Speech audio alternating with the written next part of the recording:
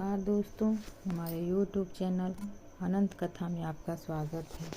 मैं आज सुनाने जा रही हूँ मुंशी प्रेमचंद की कहानी अनिष्ट शंका। चांदनी रात समीर के सुखद झोंके सुरमय उद्यान कुंवर अमरनाथ अपनी विस्तीर्ण छत पर लेटे हुए मनोरमा से कह रहे थे, तुम घबराओ नहीं, मैं जल्दी आऊँगा।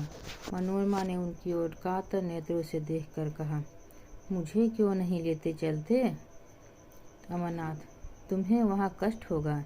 मैं कभी यहाँ रहूँगा, कभी वहाँ। सारे दिन मारा मारा फिरूँगा।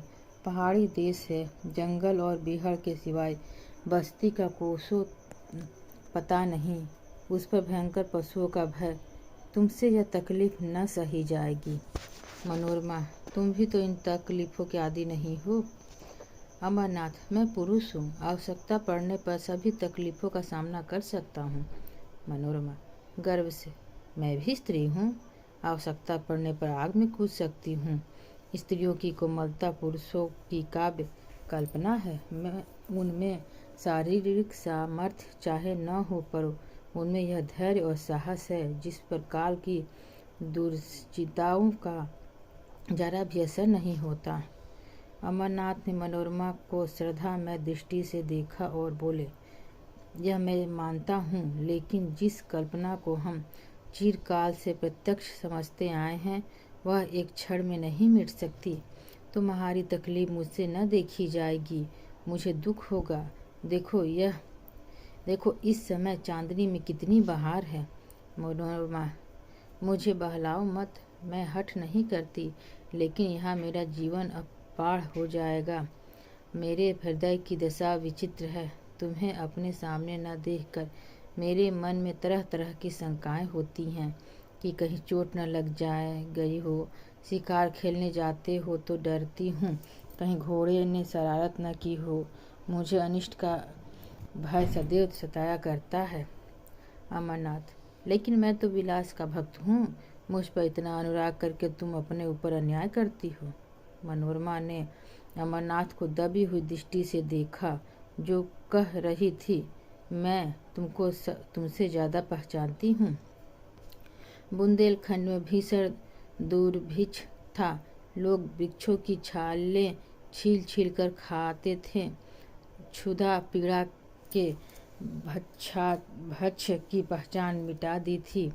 पशुओं का तो कहना ही क्या, मानव संतानें कौड़ियों के मोल बिकती थीं। पादरियों की चढ़ बनी थी।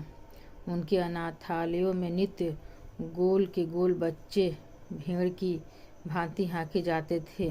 माँ की ममता मुट्ठी भर अनाज पर कुर्बान हो जाती। कुंवर अमरनाथ काशी सेवा समिति के व्यवस्थापक थे। समाचार पत्रों में यह रोमांचकारी समाचार देखे तो तड़प उठे। समिति ने कई नवयुवकों को साथ लिया और बुंदेलखंड जा पहुँचे। मनोरमा को वचन दिया कि प्रतिदिन पत्र लिखेंगे और यथासंभव जल्द लौट आएंगे। एक सप्ताह तो उन्होंने अपना वचन पालन किया, लेकिन सने सने पत्रों में विलम्ब होने लगा।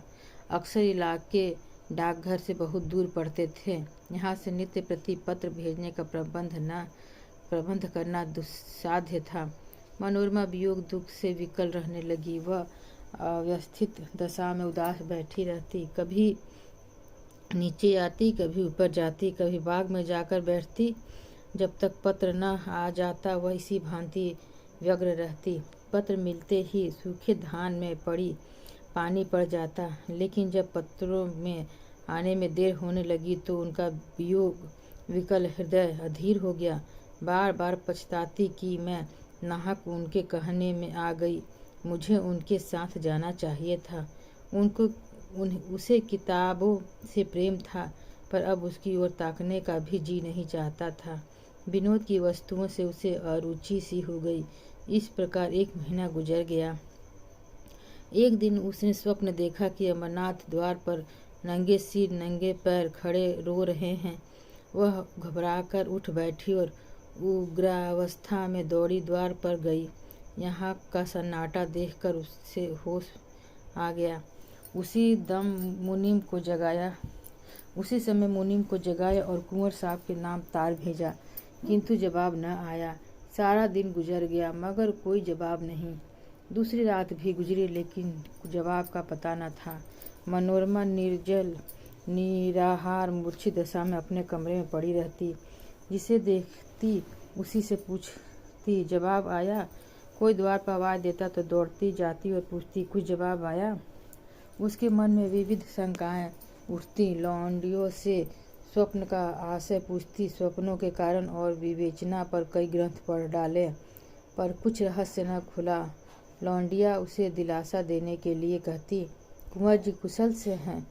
स्वप्न में किसी नंगे पैर देखे तो समझो घोड़े पर सवार हैं।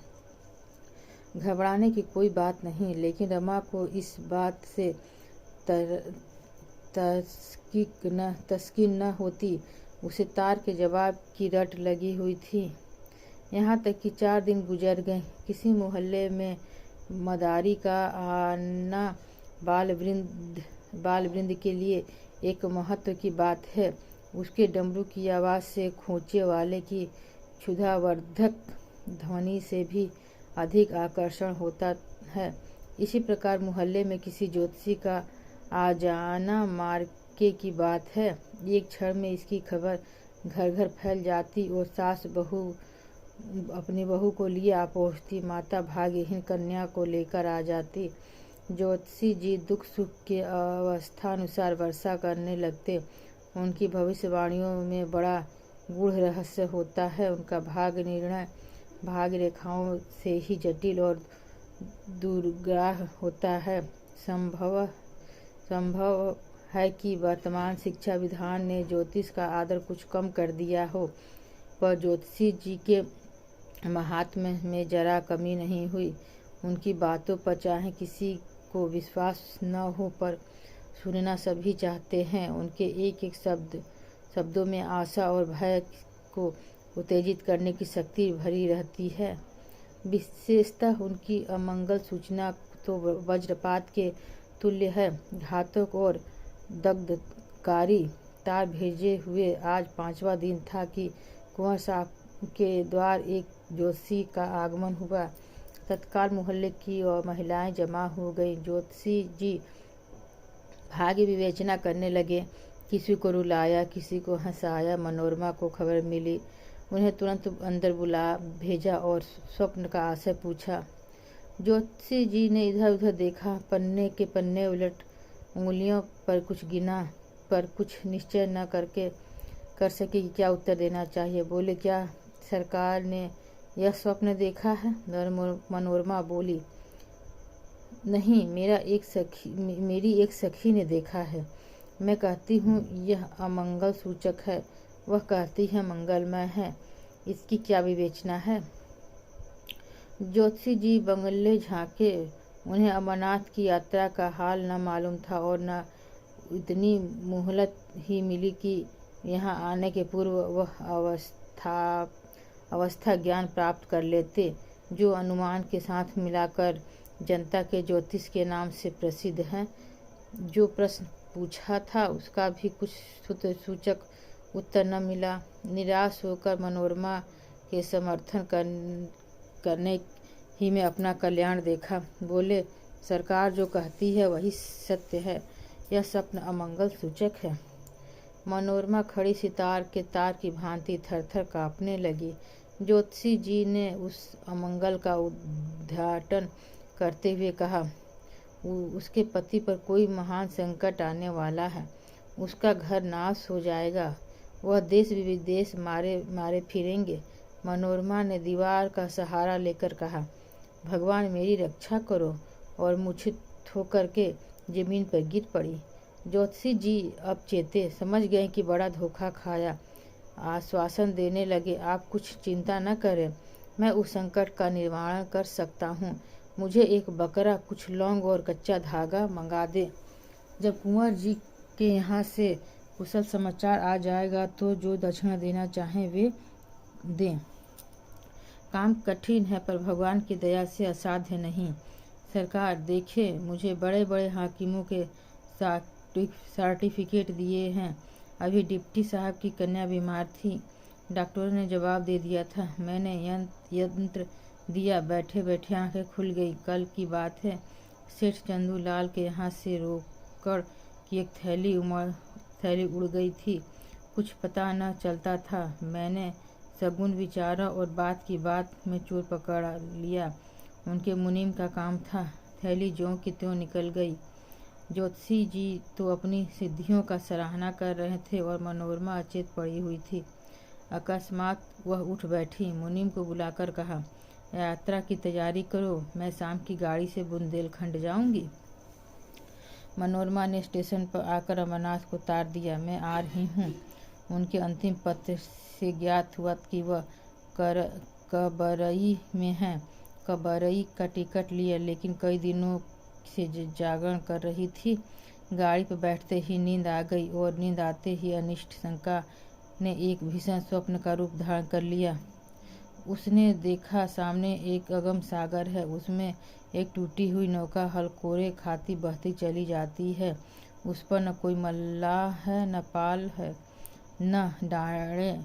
तरंगे उसे कभी ऊपर ले जाती और कभी नीचे। सहसा उस पर एक मनुष्य दृष्टिगोचर हुआ। वह अमरनाथ है। सहसा उस पर एक मनुष्य दृष्टिगोचर हुआ। यह अमरनाथ थे। नंगे सिर, नंगे पैर, आंखों से आंसू बहाते हुए मनोरमा थरथर कांप रही थी। जान पड़ता था कि नौका अब डूबी और अब डूबी। उसने जोर से चीख मारी और जाग पड़ी। शरीर पसीने से तर था, छाती धड़क रही थी। वह तुरंत उठ बैठी, हाथ मुंह धोया और इसका इरादा किया कि अब न सोऊंगी। हाँ, कितना भयावह दृश्य था। परम पिता, अब तुम्हारा ही भरोसा है, उनकी रक्षा करो। उसने खिड़की से सिर निकाल कर देखा। आकाश का तारागण दौड़ रहे थे।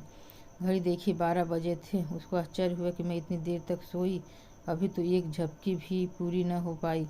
उसने एक पुस्तक उठा ली और विचारों को एकाग्र कर पढ़ने लगी। इतने में प्रयाग आ पहुंचा। गाड़ी बदली। उसने फिर किताब खोली और उच्च स्वर में पढ़ने लगी, लेकिन कई दिनों की जागी आंखें इच्छा के अधीन नहीं होती। बैठे बैठ के झपकियाँ लेने लगी। आंख बंद हो गई और एक दूसरा दृश्य सामने उपस्थित हो गया। उसने देखा आकाश से मिला हुआ एक पर्वत शिखर है। उसके ऊपर के बीच छोटे छोटे पौधे के सदृश दिखाई देते हैं। श्याम वर्ण घटाएं छाई हुई हैं। बिजली इतने जोर से कड़कती है कि कान के पर्दे फट जाते हैं। कभी यहाँ गिरती, कभी वहाँ। शिखर पर एक मनुष्य नंगे सिर बैठा हुआ है। उसकी आंखों का अश्रु प्रवाह साफ दिखाई दे रहा है। मनोरमा दहल उठी। वह अमरनाथ थे। वह पर्वत शिखर से उतरना चाहते थे, लेकिन मार्ग न मिलता था। भय से उनका मुख वर्ण शून्य हो रहा था। अकस्मात एक बार बिजली का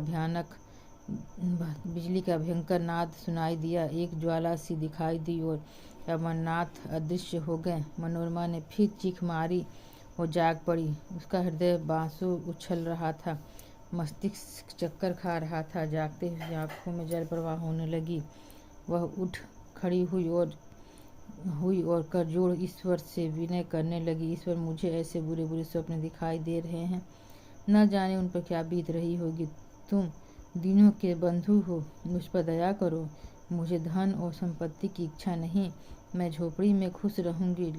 मैं केवल उनकी शुभकामना रखती हूँ। मेरी इतनी प्रार्थना स्वीकार करो। और फिर अपनी जगह बैठ गई। अरुणोदय की मनोकामना छटा और शीतल सुखद समीर ने उसे आकर्षित कर लिया। उसे संतोष हुआ कि किसी तरह रात कट गई। अब तो नींद न आएगी। पर्वतों के मनोहर दृश्य दिखाई देने लगे। कहीं पहाड़ियों पर भेड़ों के गल्ले, कहीं पहाड़ियों के दामन में मृगों के झुंड, कहीं कमल के फूलों से लहराते सागर। मनोरमा एक अर्ध स्मृति की दशा में इन दृश्यों को देखती रही, लेकिन फिर न जाने कब उसकी अभागी आंखें झपक गई। उसने देखा अमरनाथ घोड़े पर सवार एक पुल पर चले जाते हैं। नीचे नदी उमड़ी हुई है। पुल बहुत तंग है। घोड़ा रह रह कर बिदकता है और अलग हो जाता है। मनोरमा के हाथ पैर फूल गए। वह उच्च स्वर में चिल्ला चिल्ला कर कहने लगी, घोड़े से उतर पड़ो, घोड़े से उतर पड़ो। यह कहते हुए वह उसकी तरफ झपटी। आंखें खुल गईं। गाड़ी किसी स्टेशन के प्लेटफार्म से सनसनाती चली जाती थी। अमरनाथ नंगे सिर नंगे पैर प्लेटफार्म पर खड़े थे। मनोरमा की आंखों में अभी तक वही भयंकर स्वप्न समाया हुआ था।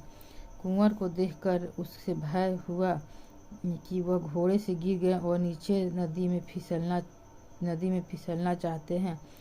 उसने तुरंत उन्हें पकड़ने के लिए हाथ फैलाया और जब उन्हें न पा सकी तो उसी सुसुप्तावस्था में उसने गाड़ी का द्वार खोला और कुंवर साहब की ओर हाथ फैलाए हुए गाड़ी के बाहर निकल गई। तब वह चौंकी। जान पड़ा कि किसी ने उठाकर आकाश से भूमि पे पटक दिया हो। जोर से एक धक्का लगा और चेतना शून्य हो गई। वह कबरई स्टेशन था। अमरनाथ तार पाकर स्टेशन पर आए थे, मगर यह डाक थी वहाँ न ठहरती थी। मनोरमा को हाथ फैलाए गाड़ी से गिरते देखकर वह हाँ करते लपके, लेकिन कर्म लेख पूरा हो चुका था। मनोरमा प्रेम वेदी पर बलिदान हो चुकी थी। इसके तीसरे दिन वह नंगे सिर नंगे पैर भग्न हृदय घर पहुँचे। मनोरमा का स्वप्न सच्चा हुआ। वह प्रेम विहीन स्थान में अब कौन रहता है। उन्होंने अपनी संपूर्ण संपत्ति काशी सेवा समिति को प्रदान कर दी और वह नंगे सिर नंगे पैर विरक्त दशा में देश विदेश घूमते रहते हैं। ज्योतिषी जी की विवेचना भी चरितार्थ हो गई। हमारी कहानी सुनने के लिए धन्यवाद। अगर आपको हमारी कहानी पसंद आई हो तो कृपया लाइक एवं सब्सक्राइब अवश्य करें।